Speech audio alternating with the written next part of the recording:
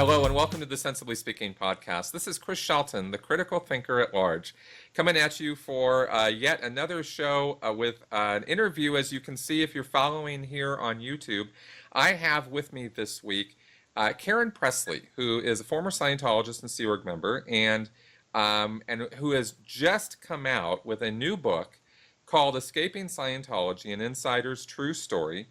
And I've been looking forward to talking with Karen about this for a few weeks now. And literally, as we're recording this, I think it was yesterday that the book was actually officially released. And so we're going to talk about that. But first, we're going to address, Karen's history with Scientology and that sort of thing, and then just kind of get right into things here, and we'll see where this goes. So, Karen, welcome to the show. Chris, thank you so much for taking the time to have a talk with me. And first of all, I would like to thank you for your work because I love your channel. You're covering so many incredible topics that a lot of people who are new to Scientology as watchers because of Leah Remini's show are able to tune into your videos and learn a lot of the basics. So thank you for that. Absolutely.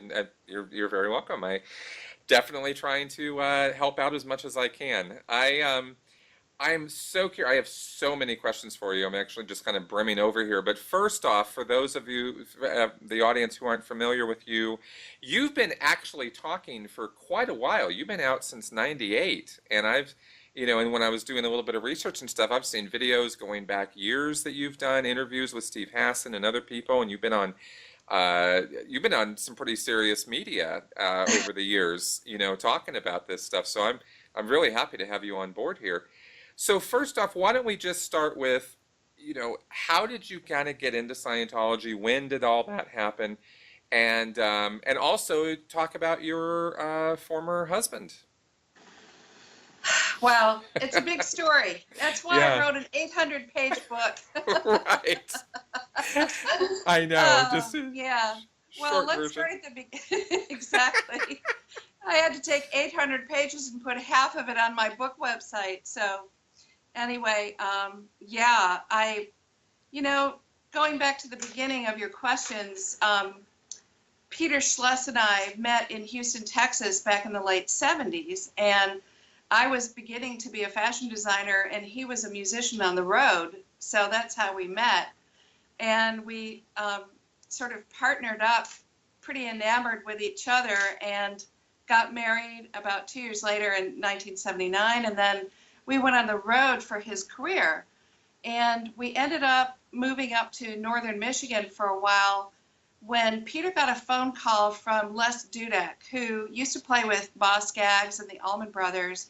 And at that time, he was playing with Cher. So he called Peter and asked Peter to come out to LA to play with Cher's new band called Black Rose.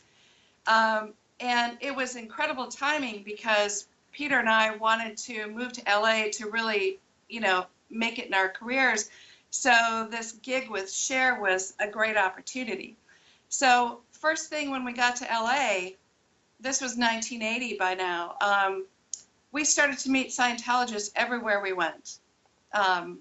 Peter's roadie was a Scientologist. So Scientology kept crossing our paths. Peter met Chick Corea at a concert, at a jazz concert, and Chick Corea extended his hand to shake Peter's and said, "Had you ever met L. Ron Hubbard?" So it's like everywhere we were going in the music business, we were hearing about Scientology. And that's really how we got in. People were telling us, it'll help you with your careers. So the reason we got involved in Scientology, we were not looking for a religion. We were looking to really develop our creative skills and communication abilities. And we understood that Scientology could help us with that. So that was the attraction, not religion. We weren't looking for religion. As usual, the communications course strikes again. Yeah, exactly. Because as artists, we're all about communicating, through music, through design, whatever. So we took the comm course, but we started out with a field practice. And then we ended up, we moved from Valley Org to Celebrity Center. So by the time we got to Celebrity Center, Peter, that was around 1982, But Peter had already written the song On the Wings of Love that Jeffrey Osborne recorded, and it was already, top of the charts. So by the time we got to Celebrity Center, when we walked in the doors, we were treated like very special people. And to be honest, when you're a new artist in Hollywood, you're looking for safe places where you feel like you can receive support, and that's exactly what Celebrity Center does. That's actually a really good point. That's actually a really good point. It's something that I think we don't really talk about with the Scientology celebrities that much, is the fact that, in a dog-eat-dog, cutthroat world of Hollywood Celebrity Center positions itself as a really safe place, and all these people are like really gushing over with, compassion and support for the celebrities, and that must be something, a little different for them as far as something that would appeal to them. I hadn't actually thought about that. That's a really good point. It's a major point. And actually, in my book, Escaping Scientology, I talk a lot about how Celebrity Center offers itself as a fortress for artists, which is why so many creatives come to Celebrity Center, because, Peter and I experienced it in the music business and in the fashion business. The competition is insane. And, the criticisms, the judgment, the competition, it's very heavy. So to be in an environment like Celebrity Center where, you walk in the door and you're stroked just for being there. You're supported just for being there. And then when you're getting auditing and you're sitting in the course room every day and you're taking in what L. Ron Hubbard says about artists, it's like being on an intravenous drip that feeds your ego. Because he talks about how artists are the people who can change the world just by raising the tone level through the arts. Right. So celebrities are really glorified in the world of Scientology. Absolutely. For that, for the effects they can create, Yeah, that's exactly it. So that hooked us, absolutely hooked us. We were new to LA. We were, competing in the business, and it offered us what we needed at that time. So it became a really safe place. And then learning Scientology, thinking, we're going to really develop our communication abilities and our creative abilities. It just fed everything we were looking for at the time. But unfortunately, we weren't aware of how it was sinking our teeth into us and how we were sinking our teeth into it. Yeah.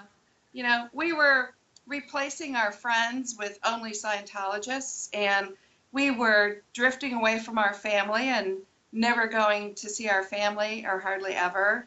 So Scientology started replacing our real world.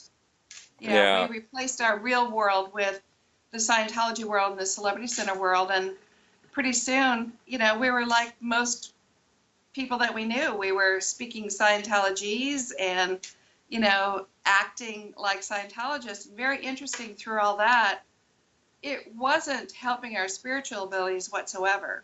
It was just making us better Scientologists. Right.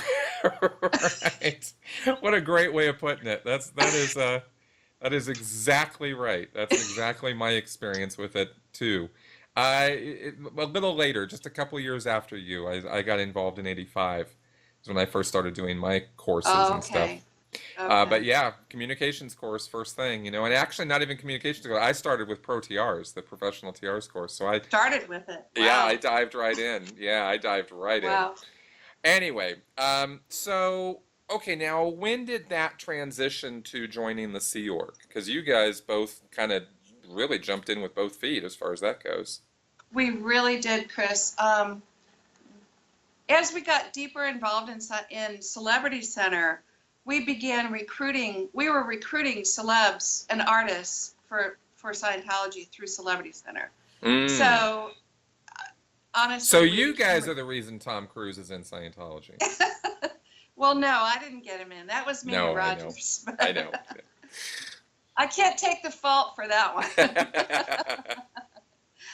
But, we were doing everything we could to expand Scientology through the arts. We were we were living loyals to the Celebrity Center purpose of expanding Scientology through the arts.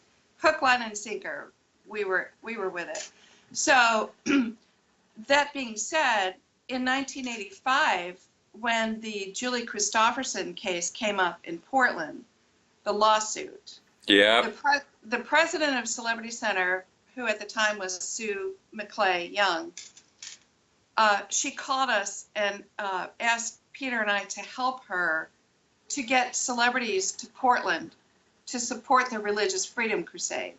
Right. So of course, OSA and ASI turned the whole crusade into a general religious freedom attack on religious freedom, which it had nothing to do with religious freedom. It had to do with the Julie Christopherson legal case. That's right. But we all bit for the bait, and so Peter and I, we're the ones that rounded up Frank Stallone and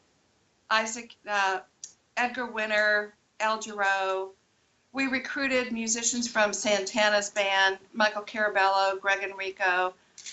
Steve Ambrose came up, who at the time was working for Stevie Wonder, and a lot of other artists and musicians. And they hired a private plane, and we loaded 25 people onto there with band equipment and went to Portland.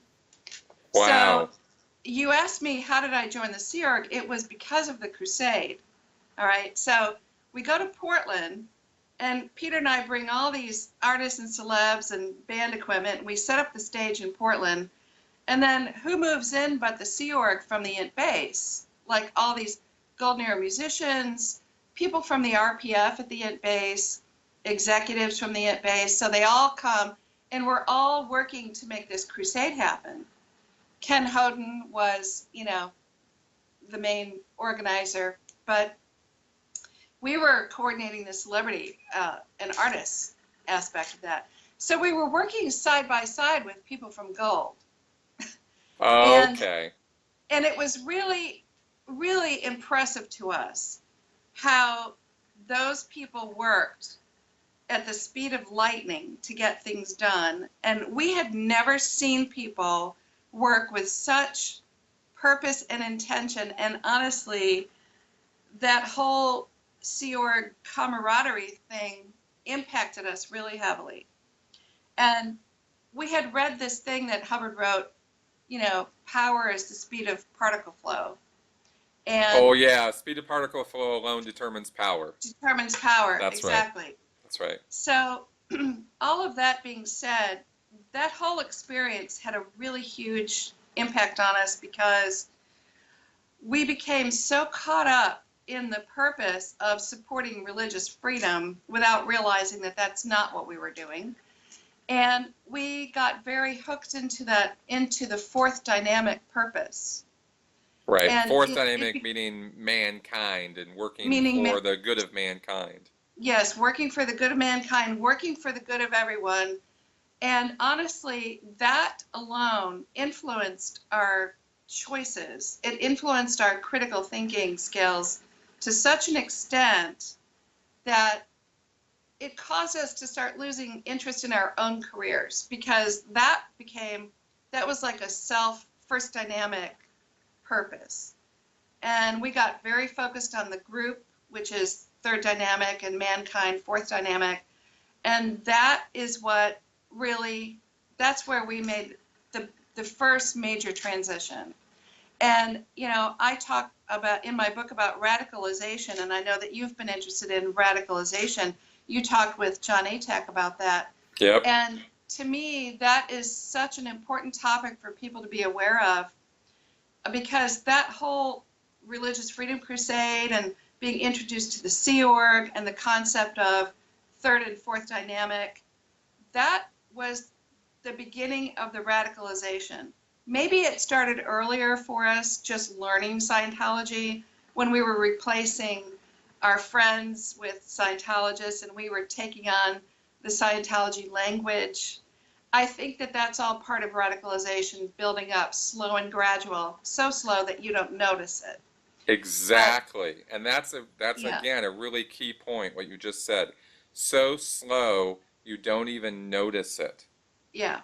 You know, this seems to be something that people somehow, there's some people who just can't seem to get this idea of how the indoctrination works. It is, Right. no one is hitting you with the Xenu on day one, you know, No. or the You know, or beating you or telling you how horrible you are, or calling you a suppressive person or labeling you PTS or any of this harsh stuff that ends up happening.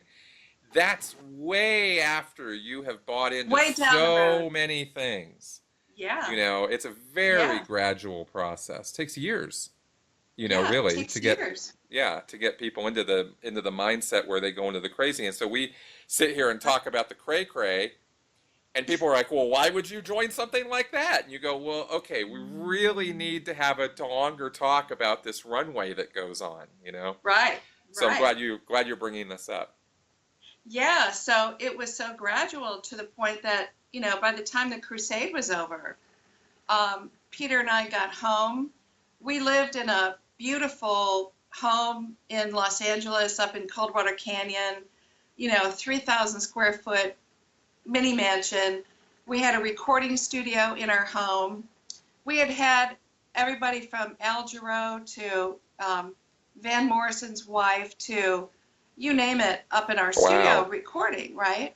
Wow. And so we had really achieved a certain bit of success in our careers, but that became so minimalized compared to this new idea of working for the third and fourth dynamic, like supporting the group of Scientology to benefit all of mankind.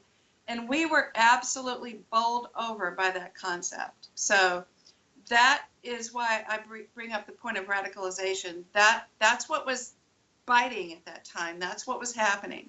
To the point that after the crusade and we got back to our home and our recording studio, we had been gone 4 weeks in Portland and the bills had piled up. We hadn't made a single dollar of income in a month.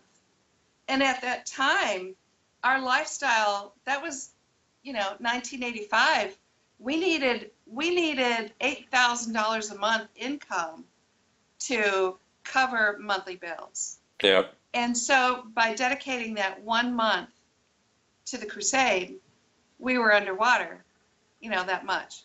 So what's the upshot of that? Well, we actually moved out of, we closed down our recording studio and we moved out of that home into the Celebrity Center Manor Hotel.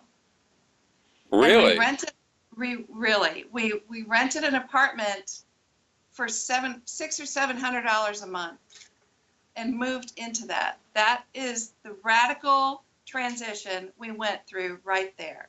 Wow. Were you And actually in the CC building or at Shangri-La yeah, across the street? Or yeah, okay, you were in CC. we were at the Manor. We were at Yep. CC, the Manor Hotel. It was before it was renovated. We Yep. lived on the 7th floor in the penthouse apartment. Wow. If you look up at CC and you see that open patio at the very top of the building with a little fence around it, that was our apartment. That's where we Okay. lived. Okay. And Jeff Pomerantz moved in right underneath us. So the radicalization was happening. Artists and celebs were starting to move into the building.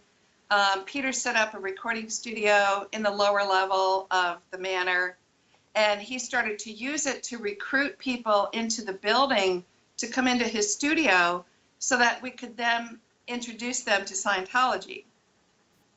Okay. Okay. All right, so talk about radicalization. Now that is a full immersion. Yeah, full immersion. So I signed my Sea Org contract right before LRH died. So it was after the crusade, I signed a Sea Org contract, but I didn't activate it until after LRH died. Okay, which was And, January 86. Yes, so I activated my contract at the end of 86. And Okay. Peter didn't want to come in the Sea Org. He didn't want to do it. But no, he didn't. He didn't want to join the Sea Org.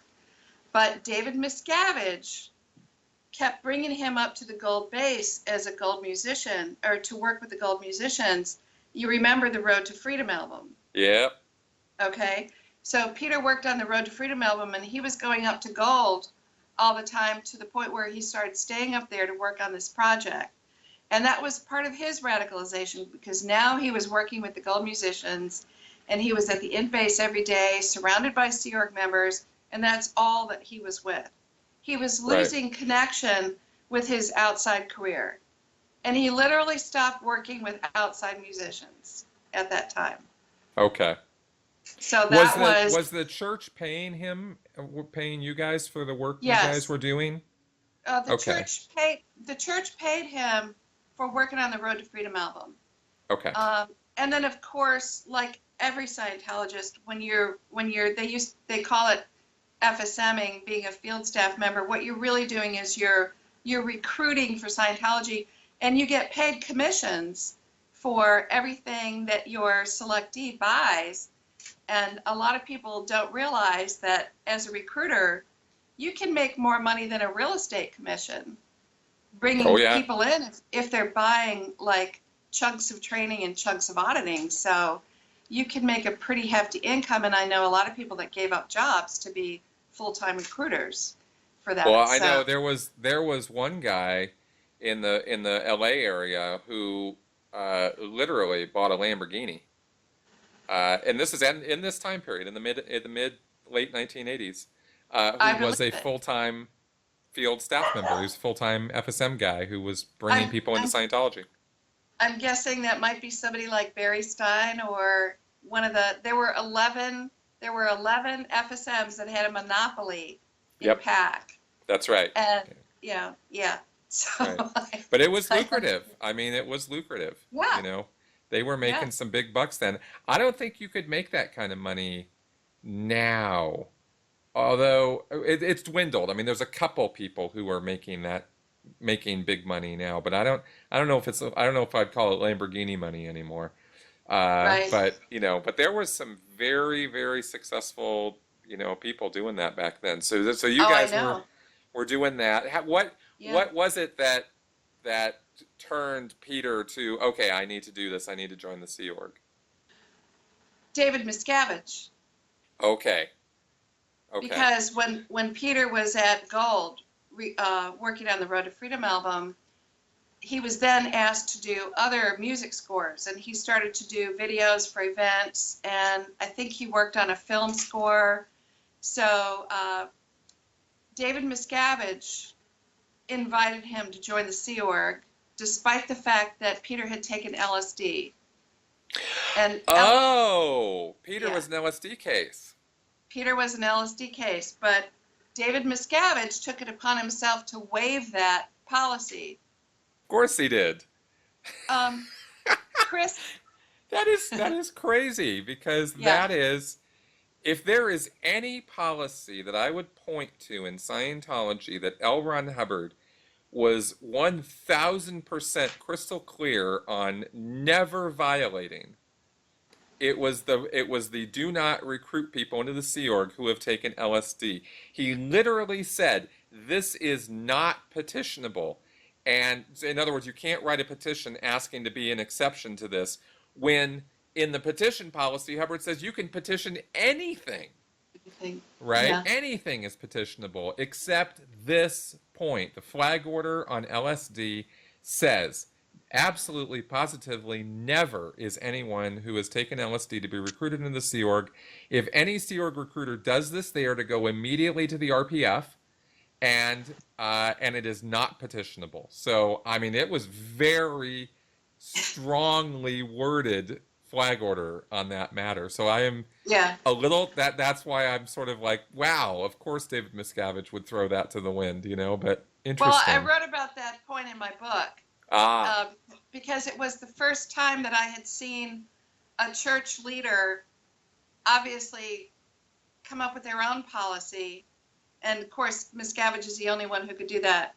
So that was my first experience with somebody blatantly violating LRH policy, which put David Miscavige on my radar as someone that operated independent of policy.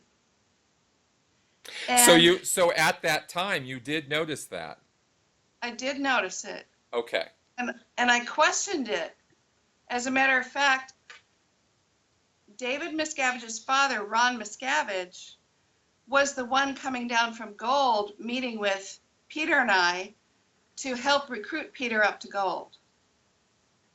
And so I never talked to Ron about that, about the LSD issue, because, you know, in Scientology, we're afraid to question any leader, and you can never question David Miscavige or LRH. So Right. I kept it to myself, right?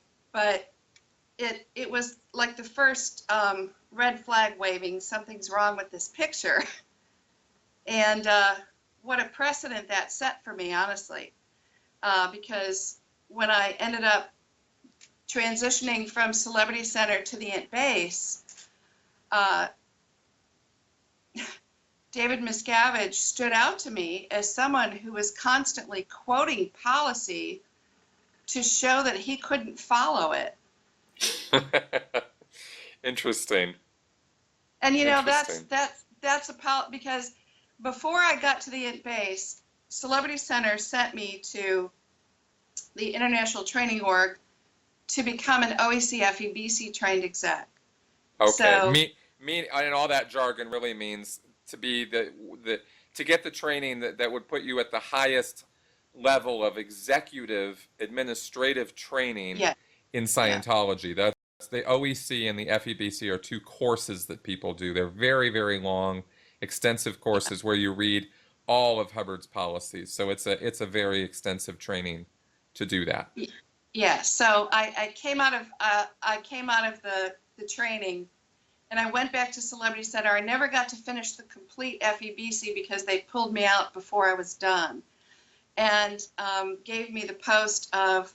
At first, I was over the celebrity public divisions, and I was responsible for the recruitment of new people into Scientology. I was over all the Division 6s, the public divisions, Yeah. and the celebrity recruitment as well. So we were responsible for Dianetic auditing, training in the basic course room. We were responsible for all the recruitment into Scientology and book sales and things like that. And then I got promoted to become the commanding officer of the Celebrity Center network. So. Oh, okay. Now, something probably a lot of people don't realize is, and we'll just explain this really fast, is Celebrity Center International is a building and an organization in Los Angeles that caters to celebrities. But it also used to be, and maybe still is, the management network senior organization for all the other celebrity centers that exist in the world. There's one in Vegas, Paris, New York. I think there's not a lot of them, but there are other celebrity centers around. There were 13. 13. Okay. There were 13 in my day. Yeah, and I think they've combined some of those now. Yes. That they're opening these ideal orgs. Like Las Vegas is a celebrity center, but it's also a regular org, and this kind of thing. But they used to be separate, distinct organizations, and so there was a celebrity center in Las Vegas, and that's all it was a celebrity center. And there was one in Paris, and there was one in 13 of them, you said. So they were managed by the Celebrity Center International, and that was your job. I did not know that. That's interesting. That was my job. So can you imagine, I mean, what other church do you know on the planet that has a specific celebrity outlet, so to speak, for its most important people? Can you imagine a celebrity Jewish temple or a celebrity Buddhist center? Yeah. Yeah. Yeah. So, and yet Scientology has tried to say that they don't recruit celebrities, but yet there's an entire network of celebrity centers specifically to recruit celebrities. So it's a little bit hard to hide that evidence. Right. Or to deny that. Yeah, exactly. Well, you don't recruit celebrities. Well, what's this whole building here called Celebrity Center? What? Well, it was funny, but after I got out of Scientology and I started speaking out and talking about my experiences, I did an interview on NBC Dateline, And Hoda Kotb, who interviewed me, was talking to me about recruiting celebrities. So I was telling her exactly what we did. And after that show aired, Mike Rinder, who was then the head of Office of Special Affairs, Yep. went on the show and said Scientology does not recruit celebrities. Come on, Mike. Even he. Come on, man. How could you have ever said that? And Tommy Davis said the same thing, and Corinne Powell said the same thing. So, not to finger Mike, because Mike has obviously become the greatest. Oh no, of course. I say that tongue in cheek, of course. Yeah, exactly. Yes. So, why would they deny that they recruit celebrities? Because they want the world to think that Scientology is so cool and so wonderful that people just flood in the doors, all on their own steam, without requiring any prodding or assistance. And, they don't want people to think that they have strategies and people in place to, purposely bring celebrities in. So, I mean, when I was involved in celebrity recruitment, we would strategize, myself, the president, or whoever other celebs we were working with, and we would plant people at industry parties in Hollywood, specifically to be at certain places at certain times. We had a whole plan of how to bring certain people in. That you would talk about Dianetics at a cocktail party, but you would make friends with people and then arrange to meet them elsewhere for coffee or tea or a drink. And, everything was strategic. It was so strategized. There's not much spontaneous about celebrities just walking in the door. Well, for sure. And I'm sure people are wondering right now, who are you talking about? Whoever did you guys recruit? What could you give any examples of that? I don't want to get into a whole huge thing here on celebrities, but I am a little curious. Well, Peter and I talked to just about everybody that we worked with. Not that we actually got them in, but that recruiting is a gradual process. You have to kind of open the door, open the conversation. I mean, Peter worked with Cher. He worked with Les Dudek, who played with the Allman Brothers. He worked with Melissa Manchester.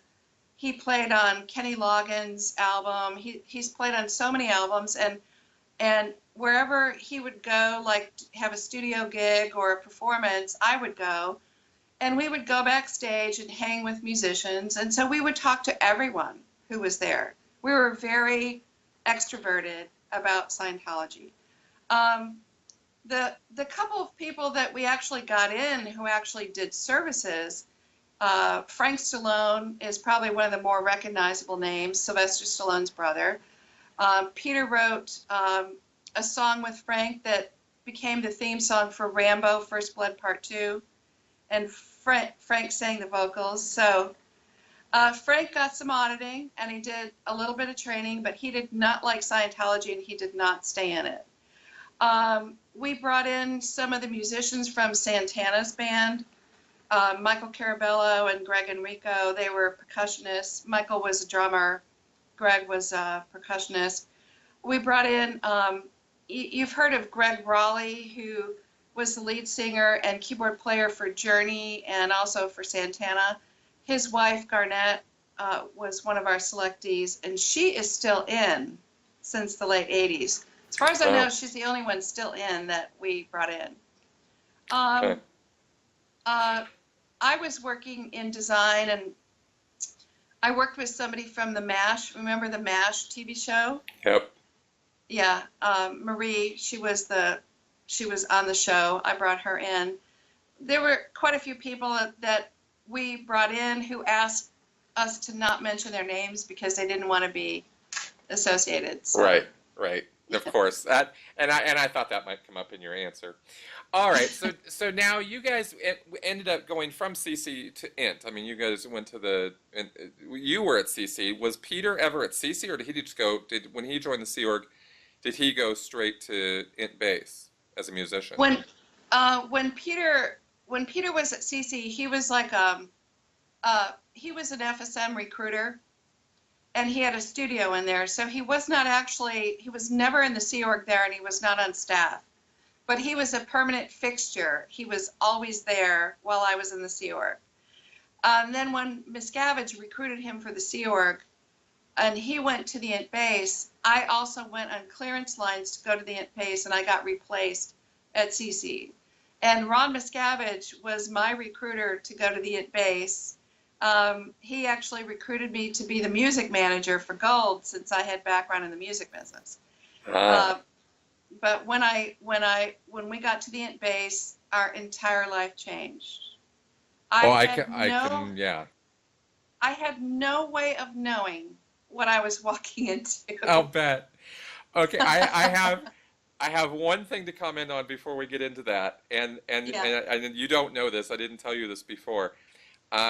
When did Peter do the EPF? Do you remember when that was? When did he actually join the Sea Org? 89. He did the EPF in 89. Yep. You were in PAC. I was at PAC doing supervisor training, and I was at his EPF graduation because he gave a little concert, and he had written a little EPF song about his time on the EPF. I saw him running around in a blue boiler suit in PAC, and I recognized him from the Road to Freedom album, and that's how I knew who he was. I was a staff member Scientologist, not a Sea Org member yet. But I have always remembered that EPF graduation, because they do a graduation when they graduate people from the EPF. And he set up a whole thing in the main mess with keyboards and band, and he played this song and validated, the Estates Project Force, the EPF, which is the Scientology boot camp for Sea Org members, is what the EPF is. And so he finished it anyway, and I was there, and I had to comment on that because it was just something I've always remembered. Small world. That's right. That's right. So he goes up to the Int base. You end up there, and your whole life changes. So let's talk about that, because I really wanted to ask you about the day-to-day of life at the Int base. We've heard about the hole. We've heard it, which came much later. The hole was not around when you guys first got there. Right. You arrived to the Int base in the late 80s. What was it like? What was the schedule? What was your life like at that point? That's a great question, because when I arrived to the Int base, which was very early 1990, maybe January of 1990, when I arrived to the Int base, Chris, and I drove up, I want to start with that first scene. I drove up to this garage that had a single light bulb hanging over it that looked like something from the 1940s. And there was a young Sea Org member. Now, this is out in the middle of the desert, right? He's wearing a long sleeve military shirt with a black tie, navy pants, and black leather shoes, and a Sea Org buckle. And he had a walkie-talkie in his hand. And when I drove up, I saw him, and I looked beyond him, Chris, I looked down the road, and the whole place was surrounded by chain link fence with barbed wire. And I'm like, are you kidding me? This looks like Guantanamo. Yep. So that begins the first impression of the Int base. And I asked him, his name was Kevin O'Hare, I said, Kevin, why the barbed wire on top of the chain link fence?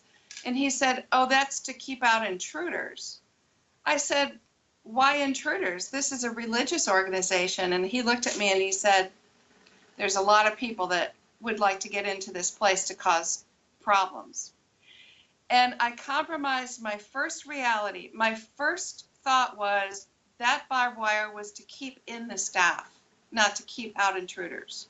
Oh, that actually occurred to you. Okay.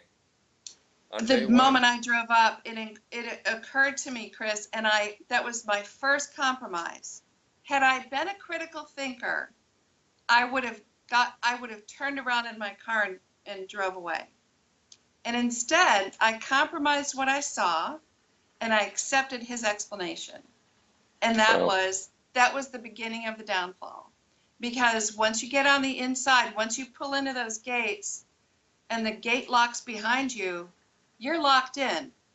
there's no, oh, excuse me, I changed my mind. You can't turn around and drive out without going through an incredible amount of policy and protocol, etc. So that began. That's the first impression. All right. So what's life like at the int base? All right. Waking up is very early in the morning, around 6:30. And all the staff at the time were living in off-base apartments. And if you were single, you lived in an apartment. If you were a guy or a woman, maybe, you lived in an apartment with about 12 men where they had bunk beds stacked up to the ceiling, like 3 or 4 high. So people were crammed in there like sardines, and you had no privacy whatsoever. If you're a married couple, you share an apartment with another couple. It's a little apartment, you know, with a little kitchenette and a small living room. So you never lived alone. You had no privacy, but you had your own bedroom. You had a bedroom where you could close the door.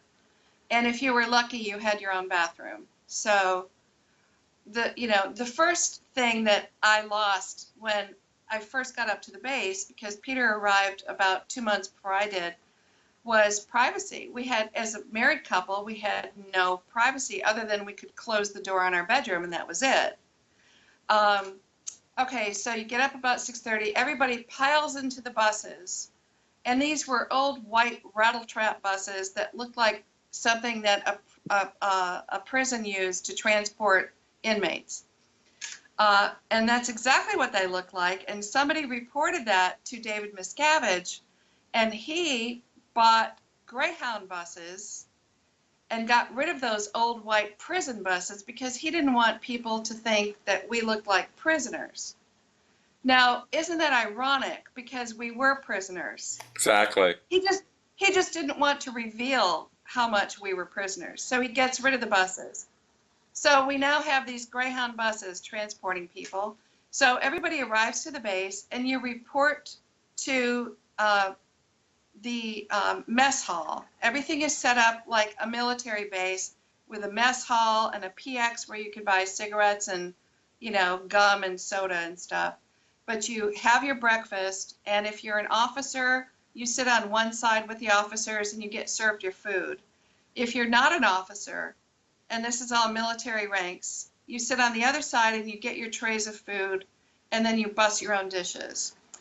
As soon as you're done, everybody reports to muster, and there's a military-style roll call, and you're lined up military-style, where the master-at-arms calls roll call. And you're at attention, and then you're at ease. So it's completely military. Yep. And then, depending on what org you were in, because there's many orgs at the int base. I started out in Golden Arrow Productions. You go to study up in the Qual building. Qual is where people would study Scientology, and you spend until noon on study. And then you go to lunch, then you have another military-style muster, and then you go to your post in your building wherever you work. And there's many different... And lunch was half an hour? Depends. It at one point was an hour, but then it got reduced to. That's when things were different in the very early days, but it got reduced to 30 minutes. But if you were in an ethics condition where you were in trouble, or if you were a gold staff member and you didn't have all of your team share cards, you had to only have 15 minutes, and you ate rice and beans. Otherwise, you ate some very well prepared food. The food was actually very good, very well prepared. And then you go to muster, and then you go to work. Now, the tough part comes with the work, depending on what your post was, because we were at the base until 11, 12, 1 o'clock every single night. But we never knew what time we were going home. So there was no finite endpoint. You know, oftentimes we were made to stay up all night. Sometimes we were made to clean all night until it was white glove clean and we had to pass an inspection. It was extremist every step of the way. Like every waking moment was controlled. And at one point, Miscavige was very unhappy with the base, and he fired in a mission with James Byrne and Greg Wilhare, who came in to put Gold Crew under lockdown so that Gold Crew would be conformed exactly into what Miscavige wanted it to be. And during that time, if we were a second late to muster, or if we non-complied with an order, or if we were late with a post deadline, we were thrown in the lake, overboarded. Okay. Okay. And if those sorts of things repeated, we were RPF, sent to the prison camp. Right. When was that was going on? The Burns Wilhare mission was, I'm thinking, in the early 90s. I'm thinking it was early to mid 90s. Okay. Before the IRS win. Yes. Okay, before 93. Okay, cool. I was just curious about that one. Yeah. I think so. I might be wrong, but I'm thinking it was. It might have been right around that, because that was 93. Yeah. That was 1993. So during that time, I happened to get onto Miscavige's radar as a clothes designer. And so he gave me the project of, well, this was at the time when Celebrity Center was pouring It Management was pouring millions of dollars into Celebrity Center because Tom Cruise had just come into Scientology.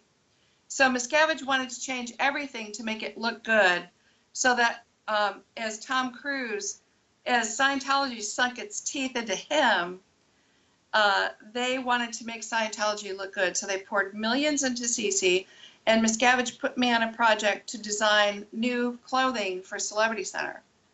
And I partnered with Claudio Lugli, who's a designer from Italy, a very successful fashion designer, and we did the CC uniforms, the new CC uniforms. And I don't know if you're aware of this or not, but during that time, there was a project of looking at all the Celebrity Center staff, and if you weren't good looking enough, or if you were too thin or too fat, or you didn't have quite enough good skills to service celebrities, you were taken and used as a coin and traded with other staff from PAC who were better looking or had higher skills. And that's what happened there. It was horrendous. Can you imagine being a Sea Org member and being traded like a coin for someone better looking or more trained? I have no problem imagining that. That does not surprise me in any way. And your use of the word coin is interesting because that is a Hubbardism. He talked about that in the executive training. In fact, in the FEBC lectures, he talks about how staff are like coins. You trade them, you move them around, you are investing and spending your resources, and he refers to them specifically as coins. Right. Yeah, so not human beings. Right. I was just going to say, so Hubbard dehumanizes staff. Yep. And thinks of them, and that's exactly how staff are treated, as coins. Right. So when I did the CC uniform project, that put me on Miscavige's radar for, this is somebody that can help make Scientology look good. So in 1993, I was working in Golden Era Productions in the film division, in the film studio. I was a costume designer, and I was also designing sets and stuff like that.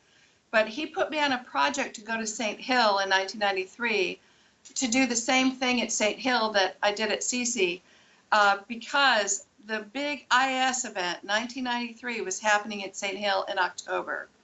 So I went and was given the task of transforming the image of the staff. And let me just say that the staff at St. Hill in those days were living in very sorry conditions. Scientology wasn't making a lot of money, but what was being made was not invested back into staff well-being or care. The staff lived in the Stonelands and Bullards, which was Bullards, I think is what it was called. Stonelands was in Copenhagen. But they lived in these horrendous buildings. And when I got there, I found out that they didn't have hot water, hardly ever had hot water. And there you're living in England with hot water. What?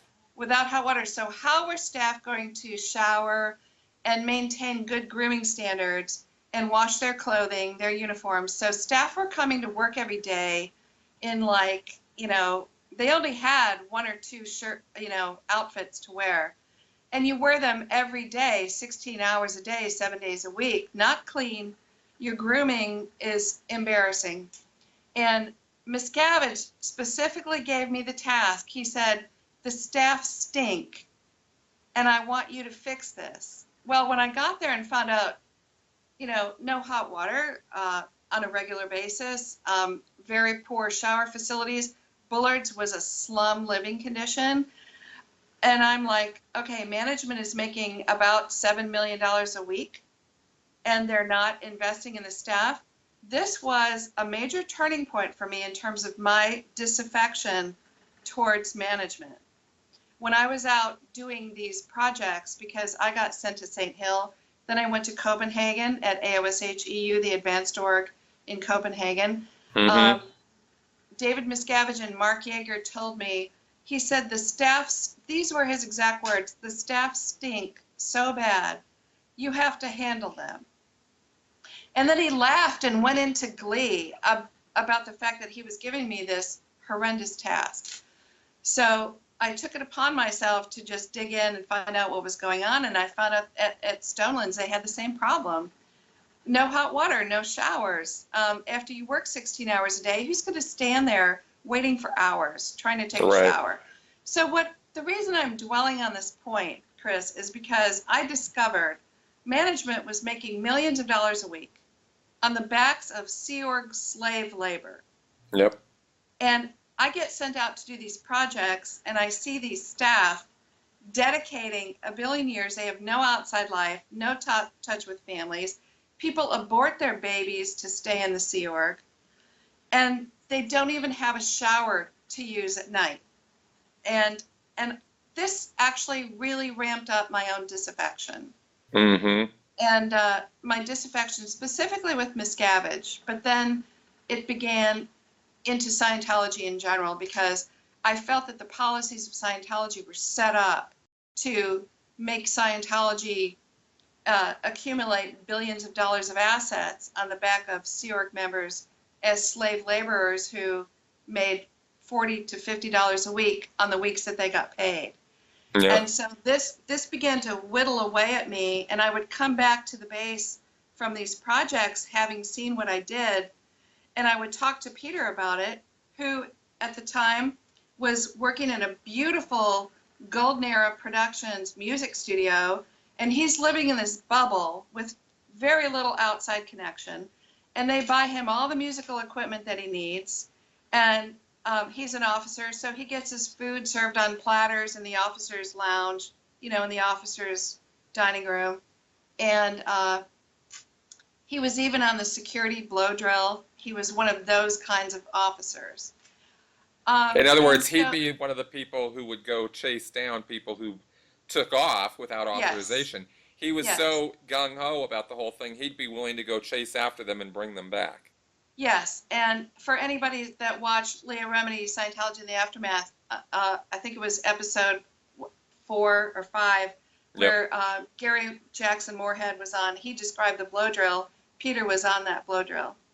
He used to ride on his motorcycle. In fact, Peter was one of the ones that intercepted Mark Yeager, who was running down Highway 79 when he blew. So, really? Yeah. Wow. See, one, it's not well known that Mark Yeager actually tried to blow. Yes. Much less, two, known that Peter Schless was one of the people who brought him back. Right. Wow. So, I was dealing with a husband who, he and I were like, moving towards opposite polarities when it came to, any critical thinking skills about what was going on. Peter never questioned anything. He went with everything status quo. Okay. I was always on the other side questioning everything. And so, for example, David Miscavige recruited Peter even though he was an LSD case. David Miscavige put our film division, instead of allowing us to continue to go to study, which is covered in LRH policy, David Miscavige decided that our film division was only going to go to study once we finished a film. Well, L. Ron Hubbard policy tells me that I get 2.5 hours every day. Well, I wrote a knowledge report, only I didn't realize at the time that David Miscavige was the one who set that policy in place. He used Ted Horner, who was the commanding officer of Commodore's Messenger Org for Gold. Okay. Ted Horner ordered this change. I wrote a knowledge report on Ted Horner. When my knowledge report hit the wires, I had 5 motorcycles of four-stripe commanders, or captains, whatever.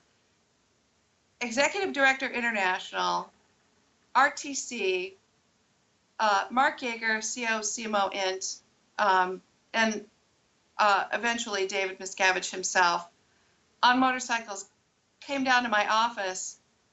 How dare you question? How dare you write a knowledge report on a senior executive? And here I was, thinking I'm going to use knowledge report policy, and I'm protected by LRH policy. Forget it. You never report a senior executive's transgression, and you never question. You never question command intention. I ended up blowing. That was my first blow, and I was trailed by security guards. I was coerced to coming back, and I landed on the RPF. I was on the RPF in the prison camp for 7 months. Wow, I didn't know that you'd gone to the RPF. And this was Yeah. Was this in Happy Valley? Yes, Happy Valley. Well, the most ironically named place I have ever heard of. Yeah. Happy Valley, where the Sea Org imprisons people, yeah. But I have to say, I enjoyed being on the RPF at Happy Valley more than I enjoyed having a post at the INT base. Because at Happy Valley, even though we had to do hard labor, and we ran everywhere we went, even though it was 103 degrees in the desert, and we wore black clothing, top to bottom, as if we were degraded beings, and we couldn't look people in the eye or speak to them. I enjoyed that environment more so than the environment at the INT base, because the INT base was so insane and cruel and abusive. And on the RPF, I had to sleep every night and eat 3 meals a day because I had to go in session every day to do my program. So I actually lost weight, I got healthier, and got sleep. For 7 months straight, I got sleep. And when I returned to the INT base, it's just back to the insane living conditions of the INT base. And I blew the first time in 1990, I blew again in 1993, and was coerced into coming back again, believe it or not. And the only reason I came back was to keep Peter's and my marriage together. And after that second escape, I said, I can't get out. I failed at 2 different escapes. So this time I'm just going to stick it out. I'm going to become the best version of a Sea Org member that I can be. And I rose in the ranks. I did special projects under David and Shelley Miscavige. They were running me directly on my Scientology image projects. They sent me to Flag. I completely transformed the Flag land base, got them out of the military uniforms into, tropical dress. And I went all over Sydney, Australia, Washington, D.C., just, I was transforming everything. And it was during that time that I saw that David Miscavige cared more about the buildings and the way Scientology looked than those of us who dedicated our lives to it. And because of my project, I got to care so much for the staff that somebody actually wrote a knowledge report on me that I was worker-oriented. Right. another Hubbardism for actually caring about people. And that became, you know, I actually got in trouble on a particular case, and my committee of evidence stated me as being worker-oriented. It was just such a sham. But long story short, I did all these projects and had a very good reputation under David Miscavige, which gave me ethics presence at the int base. A very unusual position to be in. You know, I'm getting favor from a man who gave me ethics presence, but I didn't believe in the man. But I had to suck up to him in order to survive and live a decent life. So I literally built myself a bubble that I lived within. And that helped me to understand how Peter lived in his bubble in the studio. It's like, you talk to anybody at the int base and you'll see that we all lived within our own worlds. You know, it's like we didn't really know each other. There was no time to really make friends, no time to really get to know people. When you're working 16, 18 hours a day, there's no time to have a marriage, really. Yeah. So, you know, marriages were falling apart left, right, and center. People were getting divorced. Your original question was, what's life at the int base? And this is my big, long answer, right? Yeah, no, I get it. During let me ask you another question here, just from what you were just saying, because we just sort of flew by something. I think a lot of people would be very curious to hear the answer to this question. What was it like working for Shelley Miscavige? That's a great question. And I do write about this in my book. I share a couple of really interesting anecdotes because I was in different positions at the int base throughout my 9 years. While I was working on special projects, it was Shelley Miscavige who would, we had internal email that was called Mercury. We used the Incom system. She would merc me directly, just, you know, and say, I've got a special project, or come up to the villas, I want to talk to you. And I would get on my scooter and ride up and meet her up in the villas. And we would sit in a room and have a conversation, and she would talk to me about different projects. I found her just super approachable. I felt that she was very compassionate. But then I began to observe her in different ways. I became the int management public relations officer, which David Miscavige posted me as that. And my direct senior was ED-int, Guillaume Lessev.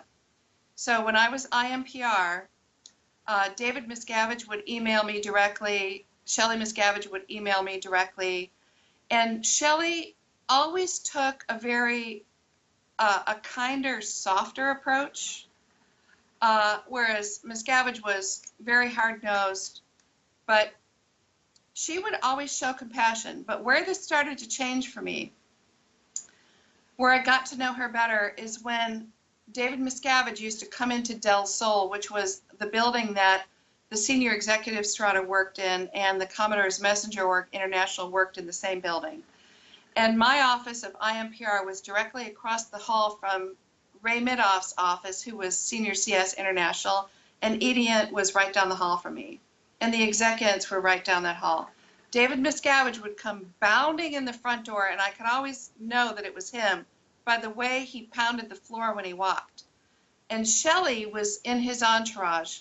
David never traveled without an entourage of maybe that's interesting. 5 people or more, but he would always have Shelley. Shelley was always there. His communicator, at least one communicator, was always there to take notes or to record his orders. And then he had Laurice Stukenbrock, who her roles changed, but he had at least Shelley, Lou, and a communicator there. And a Master-at-Arms, the RTC Master-at-Arms, at least one. And sometimes additional people, like enforcers, who enforced orders. But he would come into Ray Midoff's office, and I was witness to 2 times when he dragged Ray Midoff out of the office and slammed him up against the wall by holding his tie. Now, David Miscavige is like 5'1" or 2. Ray Midoff was like 6 feet. And here's Miscavige doing this to Midoff, and all these people are standing around doing nothing to keep Miscavige from physically accosting Ray Midoff. Right. And I looked at Shelley. I looked at Shelley Miscavige, and I thought to myself, what the fuck are you doing, excuse my language, allowing your husband to do this? And I realized there was no husband-wife relationship at play there. In other words, if you or I was out in public with our spouses, Yep. and our spouses were doing something that was reprehensible, I think you or I would, kind of wear our moral compass on our sleeve and prevent our spouse from doing something harmful. Yep. She stood there and let him do it. And I looked at her, I was watching her face, thinking, this woman is so trapped and controlled by him, she cannot exert her better judgment, her good sense. I could tell by the expression on her face that she didn't approve, but she did nothing when she could have. Right. And so I realized how trapped she was within that relationship because she was COB's assistant. I have many stories that I could tell like that. I'll share one, and this one is in my book. One time, Shelley invited me up to her office to talk about a potential uniform project for COB's office. She wanted to talk to me about designing a special uniform just for COB's internal staff. And we were sitting in her office, and we were sort of writing down some ideas. We were talking back and forth kind of casually, and she said, out of the blue, she said, Karen, what tone level do you think the int-based crew is in? And I said, fear. And she said, I think it's apathy. I said, sir, why do you think it's apathy? And she said, because they're not even trying to do their jobs without orders. And I wanted to say to her, I wanted to say so much to her, but because we're so constrained with what we can say to each other, I didn't dare say, sir, do you think that all the int-based staff are PTS to someone? That's what I wanted to say. Scientology lingo for all of the staff on the base being suppressed, held down, by David Miscavige, exactly. Of course, I wasn't free to express my thoughts. Right.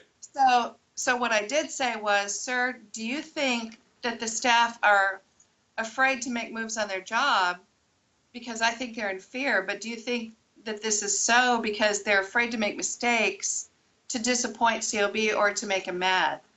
I did say that, and she said, no, I think it's apathy. So, which just indicates that she bought into the same crap Miscavige would feed her and others about his attitude about people on the base, that they were all a bunch of scum-sucking no-gooders, no ne'er-do-wells. That's his attitude about people below him. Well, of course it is. And, I was convinced years prior to that David Miscavige was the SP. I had done the PTSSP course, and it was a no-brainer. I mean, there's so many signs. Years ago, it didn't take getting into the late 90s or the mid-2000s to notice him as an antisocial personality. Mm-hmm. It's just that people continually denied what they were seeing right before their eyes. They didn't believe it could be true. Right. And so they kept convincing themselves that it was other than that. I think the 1990s might be one way of looking at it might be the decade of denial, by everybody at the base. I mean, it's like he takes over in the 80s and everybody's kind of shocked and awed. And then the 90s come around, they're like, well, it can't be that bad. It can't be that bad. It can't be that bad. And it's kind of like our current presidency. It's kind of like, it can't be this bad. It can't, no way can it get worse. And then, of course, you come into the 2000s and it's like, yeah, actually, guess what? It can get a lot worse. It is, yeah. Because then the And hole then, comes along and all that, you know. well, then in the mid 2000s, we saw the exodus from the int-based staff. Yep. And I'm friends with several people who I considered them to be really awesome people, but they had their cult personality while they were there. Now I get to know them as who they really are. But they said, I can't believe it took me this long to see it. And it's just, we all had our own lenses that we lived through. And I think that for me, one thing that really helped me, Chris, was because I left in 1998. Yep. Peter and I lived with Ron Miscavige. I don't know if you know that, but, I told you that married couples shared an apartment. But oh, yeah. Ron and Becky Miscavige, after I blew the second time and came back, we went into an apartment with Ron and Becky. And they had recently gotten married, but Ron used to talk to me about his son. And these were very no-no conversations because, he's talking about the leader of Scientology, but he was really talking as a father about a son who was dealing with a very complex conundrum. And I wrote a chapter about it in my book about how I was able to get insight into David because of my talks with Ron Miscavige. Yeah. So that'll be an interesting chapter to read. But I saw Ron, we couldn't be honest with ourselves. We weren't allowed to disclose what we were thinking about at risk of getting in trouble or appearing to be disaffected and then being punished. So we lived in a very fake world at the int base. There was nothing nothing truthful about life at the int base. It was, a lot of people say, well, there's a lot of good people there and we really wanted to help people and we really had good intentions to apply Scientology. And while I agree that's true on a person-to-person level, the lifestyle we had there was so phony because we couldn't be honest. We couldn't tell anyone else what we were really thinking at the risk of, like I said, being disaffected or getting in trouble. So I think, and I think that's what really enabled that cult personality to move in because it was such a facade. We lived within such a facade. Everyone had a facade. Exactly. Ron couldn't talk about his thoughts about his son with anybody. So he had to live within that facade, and it ate away at him. Oh, I'll bet it did. He of course eventually escaped himself. Literally escaped. He literally escaped. Yeah. So you got out in '89, and no, I got out. Or sorry, '98. Sorry, my bad, my dyslexia there. Yeah. So okay, good. So you get out in '98. Now your book covers a tremendous amount of detail on all of these events and a lot more. And there's no way we're going to cover, even half of all of that stuff here in this podcast. Yeah. We're going to, in fact, we're coming up on, I think we're going to need to wrap this up pretty shortly. Yeah. But I'm really glad that we could get a bit of an overview of int-based life, right? In the Truman Show, as Mike Rinder has described it. And I think what you're talking about. Tori Chrisman started that, by the way. Oh, did she? Tori Chrisman started the Truman. She identified it as the Truman Show. Good, yeah. Perfect, and very applicable to the int base specifically, although all of Scientology as well. In that there's this, this painted on smiles and everything is fine, but there are so many cracks in the facade, and you're afraid to to let any too much out because it'll all just come flooding out and the whole thing will fall apart. But somehow people's faith in this system and in Scientology and L. Ron Hubbard sort of somehow overcome this terror and environment, this horrible environment of what it's like there. And then you got out actually, I think, just in time, because I think it was 1999 when Miscavige came back from some trip and did this whole huge series of what are called evaluations. He wrote up this whole series of programs for the for the base to do, and they worked and worked and worked and worked for years on those things. And, sleepless nights, endless days, just working on these orders, never getting them complied to, and eventually his view of the staff degraded so badly that he started putting bars on windows, locking doors, and treating Right. people like just plainly treating them like animals. Yes. And that was the whole, and Yeah. then there have been, a lot of people coming out since who have talked about that. So I think I want people to check out your book now that it's out.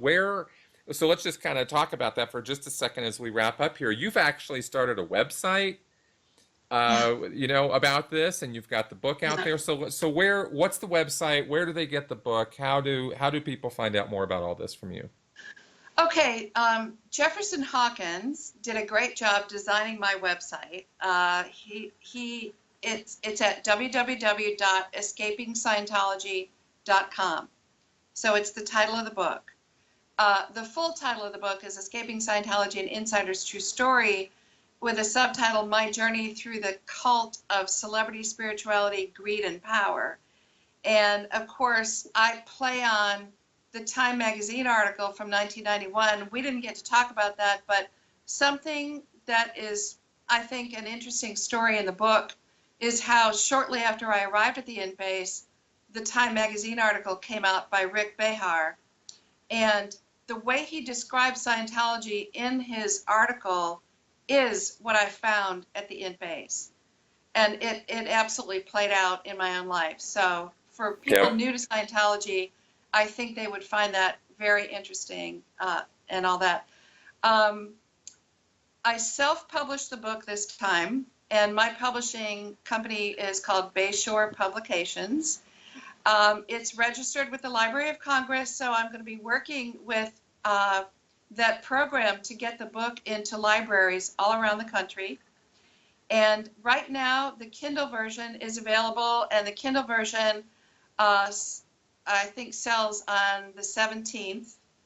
The hardback and the paperback versions will be posted in about a week.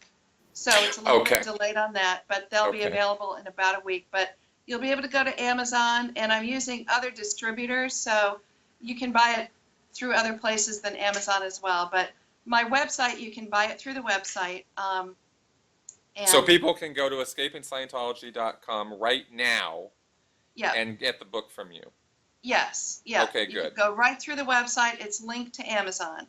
Or they can go straight to Amazon, whatever And they can get it on Amazon. Okay, perfect. Yeah. Good. Yeah. Great. Okay. And I have been impressed with your efforts on that and getting the book put together and getting this website put together. It's very nice. It's very slick. And, thank you. Well, Jeff did a great job. No, it is. It looks really good. And the book looks beautiful, and it's meaty. There's a lot there for people to sink their teeth into. So anybody who is curious about the inside world of Scientology, what it's like, and this is not, the other thing about this is that you got out in '98, but the things you experienced and the things you described, this is not dated material. I mean, we're this is still how things are there, and it is always an education to get every person's individual experiences to understand how this kind of thing goes on, how the abuses are allowed to perpetuate, and now, of course, as whistleblowers, what we can do about it to try to, stop that abuse from happening, because that's all. Would you agree? Leah has said we're not trying to bring about the destruction of the Church of Scientology. We're trying to stop the abuses. Would you agree with that? That's a very big question. I know. My first answer to that, I think the answer has to be part A and part B. Because number one, I really believe that all of us that have come out, the first thing we want to do is stop the abuse. Yeah. Because, that's got to happen. I think it's going to take time for the organization to be dismantled. why would I want it dismantled? You know, I don't think that that's a question of religious discrimination. I think it's more of a question of dismantling a business that is harmful to the general public. I don't see it as a religion. I think it's a very harmful business. It's a fraudulent organization that charades as a business. And so that's my answer. There's a lot more to that, but number one, it's a great answer. Number one, stop the abuse. Number two, and if I just would like to add one more thing about the book, if you don't mind. Yeah, no, please.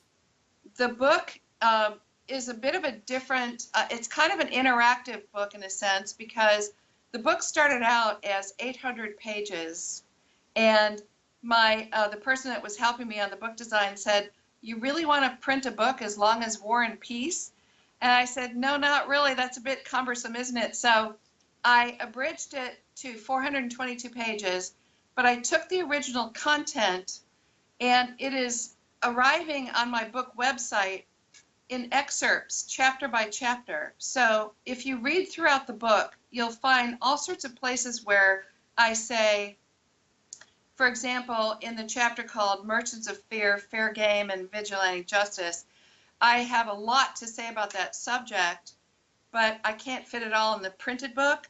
So there's a lot of excerpts that are on the website. So you don't have to buy the book to read the excerpts, but they won't totally make sense to you unless you read the book and you're looking at the website with it. So it's kind of an interactive thing, but for those people that read the book, especially people that are newer to Scientology that are not familiar with a lot of the things that like people like us are, read the book, and as you get to a place where the book says, if you'd like more information about this, go to the website and read this story.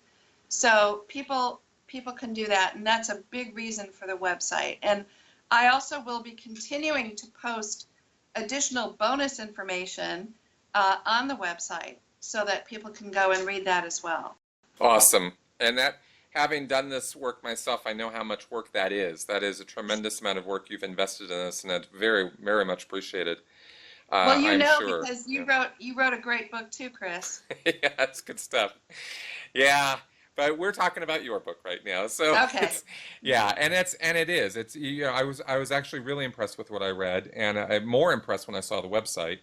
And knowing, you know, again from behind the scenes how much work goes into stuff like that, you've really done a stellar job here with this, and it deserves, Thank you, know, the attention, and it deserves, you know, people to check it out. So I encourage everybody to do so.